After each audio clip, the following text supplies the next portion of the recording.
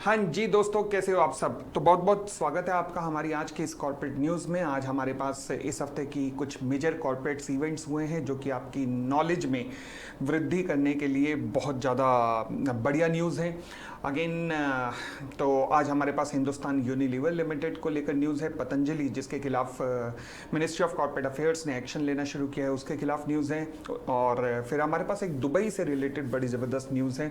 चलिए एक एक न्यूज़ को कवर करना शुरू करते हैं। बट इससे पहले अगर आप भी ये जानना चाहते हैं कि मैं किसी शेयर में इन्वेस्ट करने से पहले किन किन चीज़ों को देखता हूँ और किसी शेयर को किन सिचुएशन में बेचता हूँ, तो अगर आप ये ज्ञान प्राप्त करना चाहते हैं तो फिर आप मेंबरशिप सेक्शन पर क्लिक कर सकते हैं। मेंबरशिप सेक्शन का नीचे लिंक डिस्क्रिप्शन के अंदर ही दिया गया है और इसके द्वारा आप भी जान पाएंगे कि किसी शेयर को बेचने से पहले मैं कौन सी सिचुएशन देखता हूँ और खरीदने से पहले कौन सी सिचुएशन देखता हूँ। बाइंग सेलिंग रिकमेंडेशंस नहीं, केवल आपकी नॉलेज में केवल इंक्रीमेंट करने का, नॉलेज को इंक्रीज करने का ये एक जरिया होगा। और ये मेंबरशिप सेक्शन तो आप उसे ज्वाइन कर सकते हैं, लिंक नीचे डिस्क्रिप्शन के अंदर दिया गया है। चलिए अब हम एक एक करके न्यूज़ को कवर करना शुरू करते हैं। सबसे पहले HUL को लेकर न्यूज़ करूं तो इस फ्राइडे को HUL का शेयर 4% की रैली दिखा के गया। अच्छा, रीज़न क्या है? रीज़न ऐसा कई बार होता है, बट कई बार होता तो है, बट बहुत बड़े बड़े कंपनियों में और लिस्टेड कंपनियों में कुछ रेयर पाया जाता है। वो क्या कि कोई टॉप मैनेजमेंट में ऐसा व्यक्ति आ जाए कि मार्केट झूम उठे।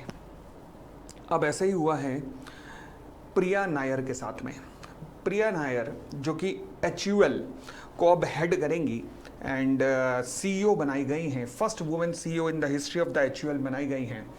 इनके बारे में कहा जाता है वो एक हम कथा सुनते थे ना, पारस का पत्थर जो कहीं भी छू दो तो वो सोना लग जाती है, बन जाती है चीज़। तो इनके बारे में भी यही कहानी है कि ये भी जिस डिपार्टमेंट में, जिस भी डिवीज़न में जाती हैं तो उस डिवीज़न को मतलब अपने पैरों पर ऐसा खड़ा कर देते कि पूछो मत। होम डेकोर के ED के रूप में इन्होंने कंपनी को पूरा टर्न अराउंड कर दिया था और भी कई डिवीज़न में इनका ट्रैक रिकॉर्ड बहुत ज़बरदस्त रहा है। She is 53 years old and गजब की लीडरशिप क्वालिटीज़ इनके अंदर है। इनके आने के न्यूज़ मात्र से ही HUL का शेयर 4% बढ़ गया। तो मतलब कुछ तो टैलेंट रहा होगा, क्योंकि मार्केट इन चीज़ों को बहुत जल्दी पहचान लेती है। तो चलिए जी, प्रिया नायर जी अब HUL की CEO बन गई हैं, जिसकी वजह से मार्केट खूब झूमी। उसके बाद हमारे पास अगली न्यूज़ है पतंजलि को लेकर, जो कि अच्छी खबर तो नहीं है, क्योंकि हुआ क्या कि मिनिस्ट्री ऑफ कॉर्पोरेट अफेयर्स ने इनके खिलाफ इन्वेस्टिगेशन शुरू किया है इनटू देयर अफेयर्स।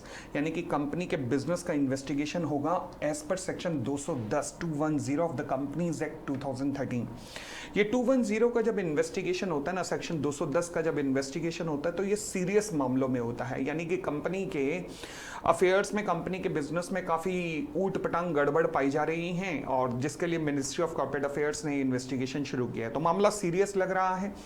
फिलहाल पतंजलि ने अभी तो डिनाई किया है कि उन्हें कोई ऐसा नोटिस मिनिस्ट्री की तरफ से नहीं आया है, बट खबर तो यही चल रही है कि मिनिस्ट्री ने कार्रवाई शुरू कर दी है। देखते हैं आगे आने वाले हफ्तों के अंदर इस पर क्या अपडेट होता है। जैसे भी होगा आप इस चैनल पे जानते रहेंगे। फिलहाल पतंजलि के लिए कुछ अच्छी खबर नहीं है। फिलहाल अगली खबर आती है हमारे पास स्टॉक मार्केट में जो फ्राइडे को भयंकर गिरावट हुई। अब कई लोग घबरा रहे होंगे कि क्या हो गया, मतलब क्या रीज़न क्या रहा। रीज़न एक साथ कई रीज़न इकट्ठे हो गए। अच्छा, जिसमें से सबसे बड़ा रीज़न तो अपना ट्रम्पू है। ट्रम्पू क्या कर रहा है भाई साहब, जब दिल करता है, मतलब ऐसे लगता है रात को कोई सपना देखता है, सुबह उठ के टैरिफ लगा देता है। अब मैक्सिको के ऊपर, EU के ऊपर और ब्राज़ील से तो सही पंगा हो गया इसका। ब्राज़ील भी कह रहा है बेटा आजा, तू भी आजा, और ये कह रहा है चल तू भी आजा। अब दोनों भिड़ रहे हैं, सही बॉक्सिंग रिंग के अंदर इस टाइम मुकाबला चल रहा है। अब ब्राजील का ऐसा लग रहा है, मतलब अगर मैं आपसे कहूं ना कि बताओ ब्राजील लड़ रहा है USA से, तो आप अंतरात्मा से बड़े खुश होंगे और क्या कह रहे होंगे पता है? आपके मुंह से क्या निकल रहा होगा? सही कह रहा है, तोड़ इसे और तोड़, क्योंकि हम तो तोड़ नहीं पा रहे। अब दूसरे वाला तोड़ रहा तो हम उसे कह रहे तोड़ मेरे बदले भी दो मारियो तू। किसे? ये ट्रम्पू को। ये मजे ले रखे हैं इसने वर्ल्ड इकोनॉमी से यार, कमाल कर दिया इसने। कभी किसी पे टैरिफ, कभी किसी पे टैरिफ, मजाक लगा रखा है, पूरे संसार के बिजनेस का मजाक बना दिया इसने। ये पक्की बात है कि अमेरिका को डुबा के मारेगा, बस 1-1.5 साल की देरी हो रहा है, मगर डुबाएगा पक्का। ये जिस तरीके से चल रहा है ये छोड़ेगा नहीं। हम लोग घबराए पड़े हैं कि अब हमारे ऊपर क्या होना है, इसी घबराहट में हमारी शेयर मार्केट गिरी जा रही है। तो सबसे बड़ा रीजन तो ट्रम्पू अपना है। अच्छा, उसके बाद सेकंड रीजन जो था वो टीसीएस के नतीजे घोषित हुए जो कि उम्मीद के मुताबिक कम थे, जिसका इंपैक्ट मार्केट पे पड़ा। और तीसरा खुद सेबी के एक्शन है। सेबी ने जेन स्ट्रीट के बाद सेबी ने काफी सख्त एक्शन लेने शुरू कर दिया और 200 कंपनीज अंडर स्कैनर हैं। तो मार्केट में डेरिवेटिव के ट्रांजैक्शन बहुत ही कम हो गई हैं और डेरिवेटिव के ट्रांजैक्शन कम होने का नतीजा यह है कि क्योंकि टर्नओवर वॉल्यूम्स कम हो रहे हैं, जिसकी वजह से मार्केट नीचे जा रही है। तो इस हफ्ते मार्केट नीचे जाने का सबसे बड़ा रीजन ये रहा। उसके बाद अगली जो न्यूज आती है वो आती है हमारी दुबई को लेकर। इस हफ्ते भारत सरकार ने इनकम टैक्स डिपार्टमेंट के थ्रू एक्शन लेने शुरू किए हैं। उन सभी लोगों के खिलाफ नोटिसेस देने शुरू किए हैं जिन्होंने रिसेंटली दुबई के अंदर प्रॉपर्टीज परचेज की हैं। दुबई के अंदर प्रॉपर्टी परचेज करने का एक मैं आपको बताता हूँ रीज़न क्या है, क्योंकि दुबई ना कैश में पेमेंट एक्सेप्ट करता है। ऐसे कई डीलर इंडिया के अंदर बैठे हैं जो कि आपसे कैश में पेमेंट एक्सेप्ट करके आपको दुबई में प्रॉपर्टी दिलवा देते हैं। अब कैश बैंकिंग सिस्टम में आता नहीं है, भारत सरकार के खाते में आता नहीं है, तो फिर ब्लैक में प्रॉपर्टी परचेज हो जाती है।